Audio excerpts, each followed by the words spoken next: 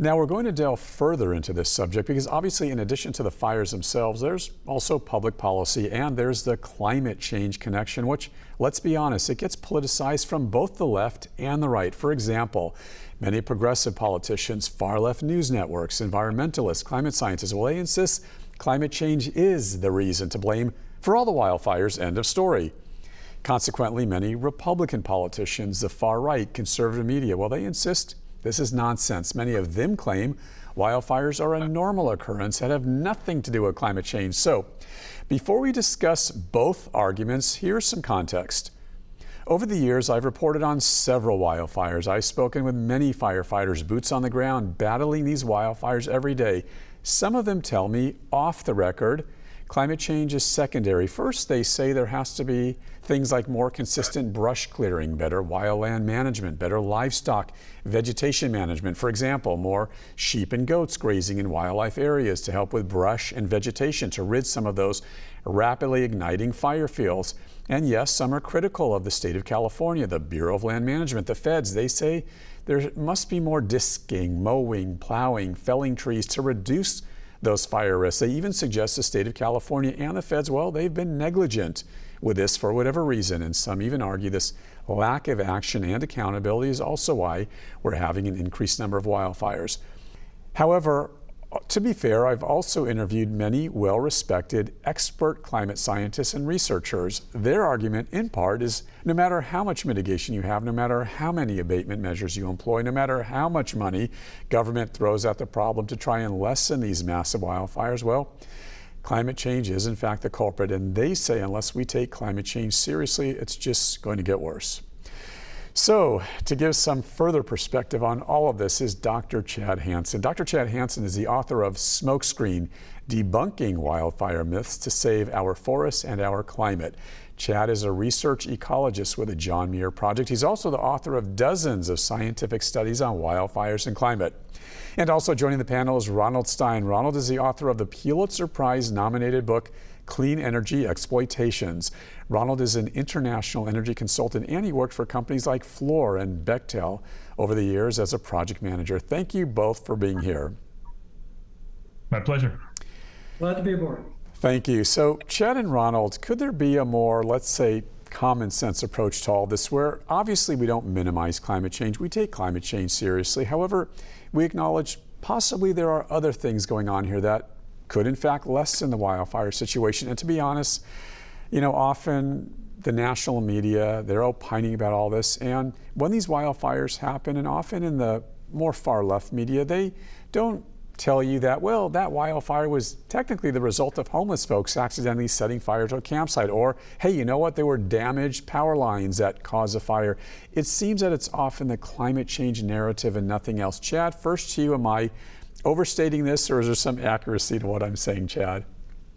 Well, climate change is definitely an influence on wildfires. The science is, in my view, very, very clear on that.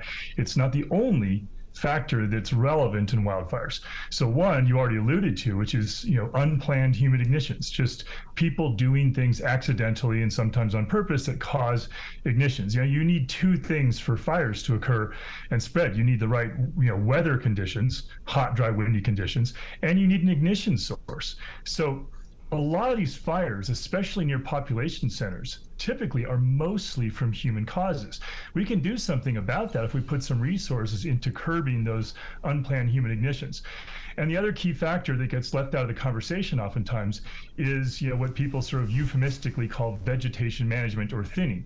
And basically this is just logging operations out in the forest, which typically, based on most of the science, makes fires burn faster and oftentimes more severely toward towns. It's actually not fuel reduction, and that's really just a euphemism for logging. And it's a key factor that's making communities under greater threat. Ronald, your take on sort of this climate change connection, the narrative, or are there other things going on as well in your opinion?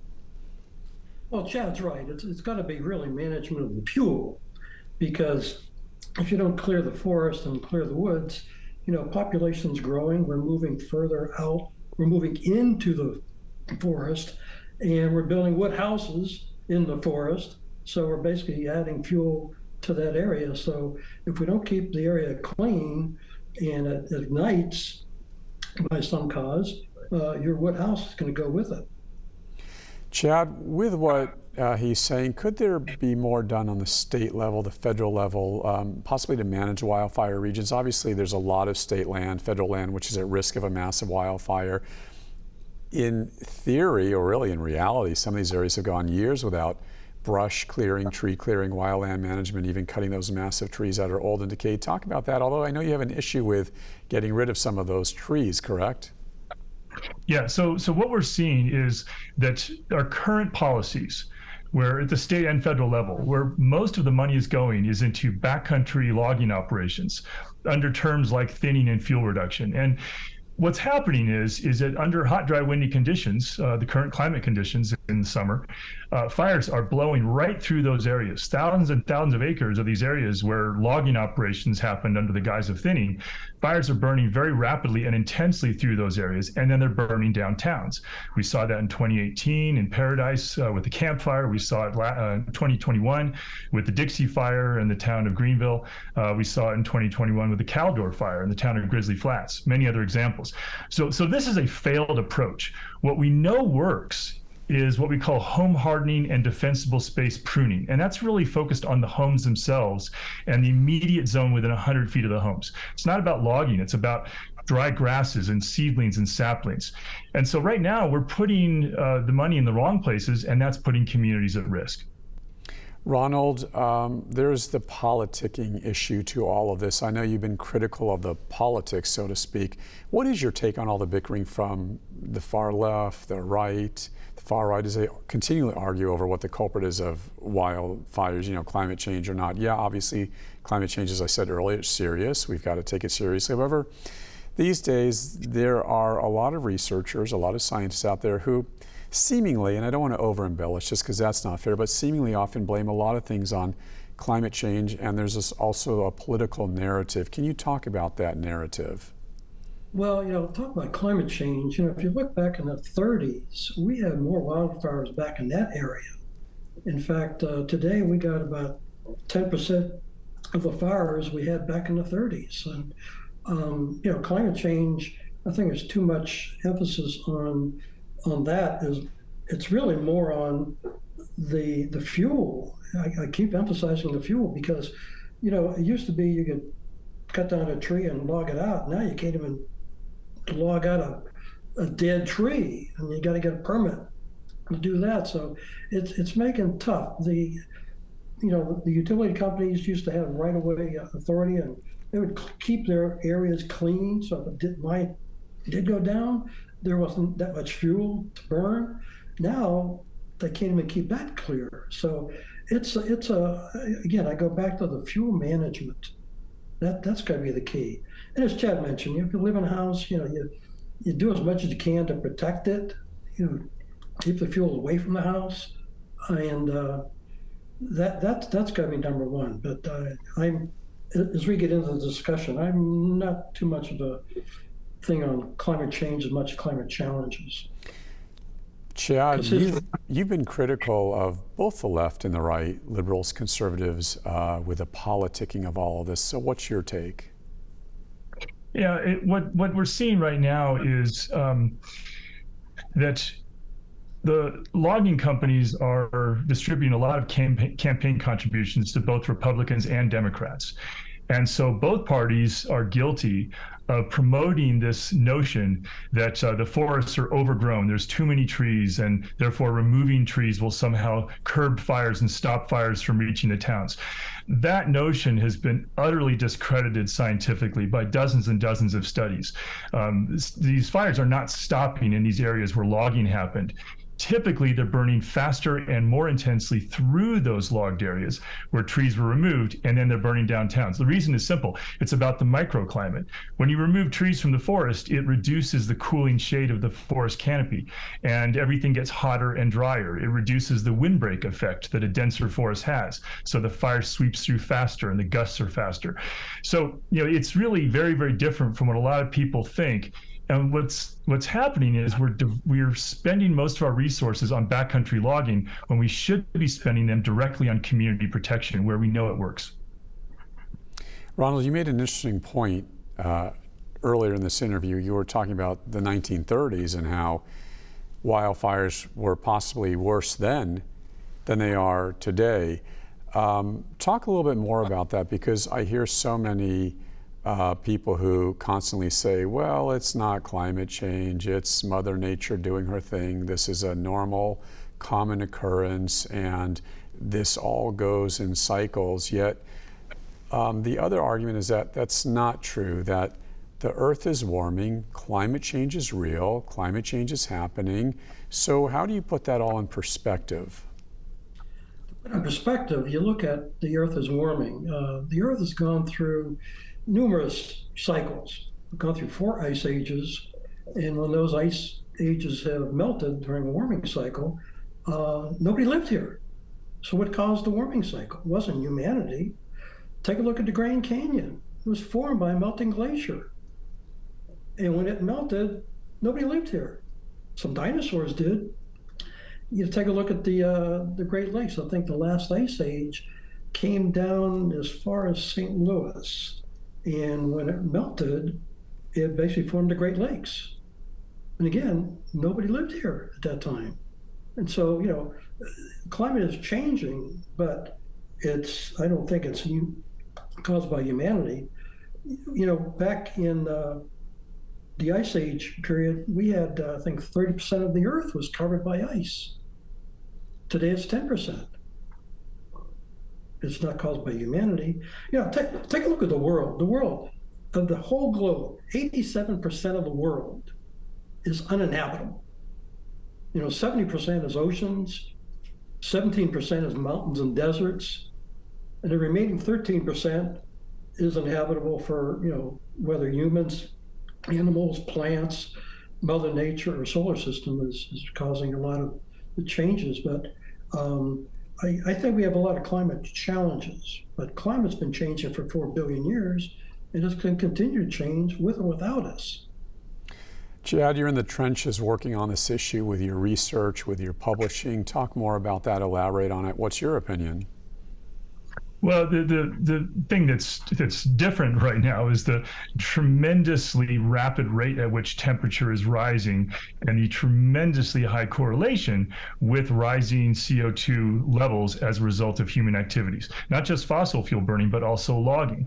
And this is kind of the double whammy of the logging that's happening. Is it's not just failing to stop fires and making them actually burn faster and hotter towards towns oftentimes, but it's actually putting a huge amount of CO2 into the atmosphere, because most of the carbon in a tree that's removed from the forest ends up in the atmosphere, not in a house somewhere.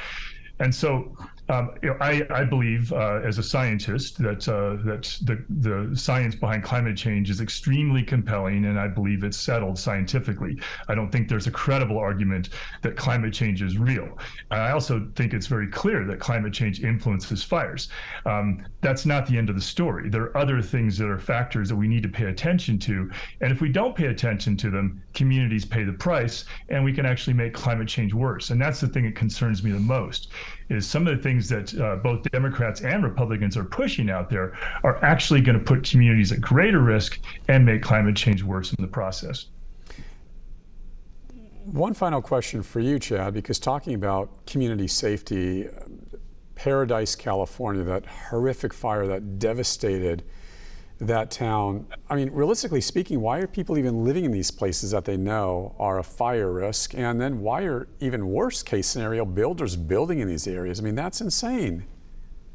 Well, we definitely need to have a conversation about curbing and stopping building of new communities in places that are inherently risky. And I've made that comment in a number of cases before.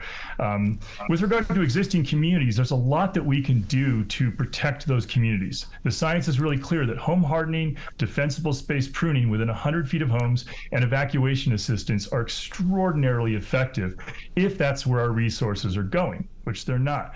And the town of Paradise is like the prime example, because in the years preceding the tragic campfire of 2018, thousands and thousands of acres had been logged on public and private lands in that area between the point of origin and the town of Paradise. And that's the area the fire blew through fastest and most intensely. It only took about 6 hours to go through those thousands of acres, and it reached the town faster than it otherwise would have. People had very little time to evacuate, and 86 people lost their lives. 14,000 homes were destroyed. And that was preventable. We know that we can save over 99% of homes if we focus resources on home hardening, defensible space, and we can get everyone out safely if we spend resources on evacuation assistance. So we just need to shift our focus. And Ronald, in our final 30 seconds, you get the final word. Final word? Well, I take a look at perspective. When you take a look at the green countries, wealthy countries want to go green. The US, the UK, Germany, Australia, they represent about 6% of the world. And technically, you could wipe them off, eliminate every person, manufacturer, animal, plant, everything, wipe them off the face of the earth. And what's going to happen to emissions? David, they're going to explode. Africa, China, India, they've got coal-fired power plants. 80%, the world's got 8 billion people. And 80% of the humanity, 80%, that's more than 6 billion people, they're living on less than $10 a day. They can't subsidize themselves out of a paper bag.